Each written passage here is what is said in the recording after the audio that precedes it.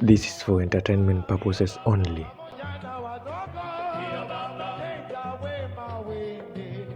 Zetu zote za day secondary schools, which is covering grade 10 and form 3 and form 4, the school fees in Kiharu in the year 2026 in our day secondary schools per term, it will be 500 shillings. Ladies and gentlemen, welcome to my channel. Sasa kumbe kuna vitu zingine zenye zinakuwaga tu possible, but sisi ndio tunazifanya ni kama si possible.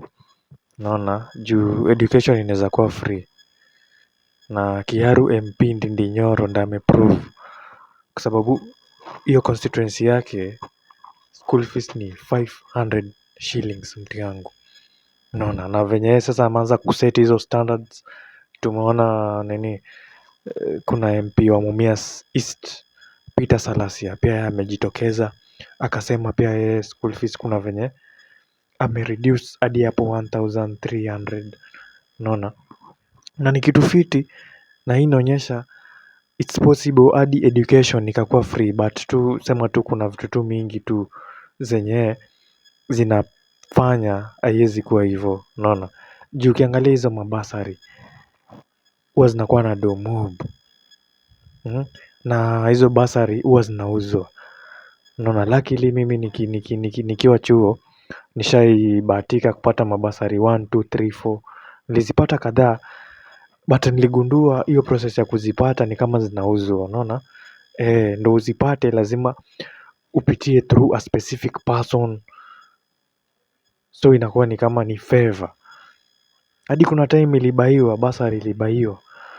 Unaona, so hao watu wenye wako hapo hivyo kwa hizo maofisi za MP, kuna venye wao wanacheza kama hao. Ukikuwa na basari ya do fulani hivi, wanaanza kwanza kupea familia zao, apart from familia zao, wale friends, wale watu wenye wanawajua. So unaweza pata msee basari ni ya kaunti gani, basari tuseme ni ya Kiambu. Hii basari wanaweza pea msee mwenye anatoka Mombasa. Unaona, of which haifai ikuwe hivyo. Inafaa basari za Kiambu ni Kiambu, kama ni za constituency ni watu wa hiyo constituency. Unaona, kama ni ya ward, watu wa hiyo ward. But sasa mtu yoyote anaweza ibai.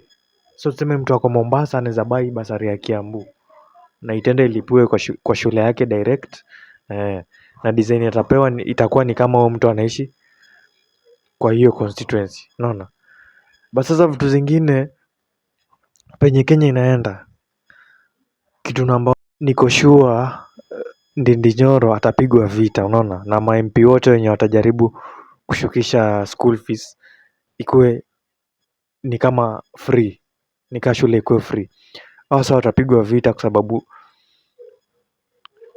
kuna system, na hawa sasa hawezi kubali. Wataona hii popularity ni ingine fulani hatari. Ni kama tu venye president, unaona, president kutokea Afrika akiamua kuwa mzuri kwa wasee wake, design aanze kuweka vitu zikuwe free nini, kama ile iliwahi fanyika pale Libya. Unaona, msee akimaliza chuo anapewa keja, msee kama ana kazi analipwa tu mshahara, ile life fulani.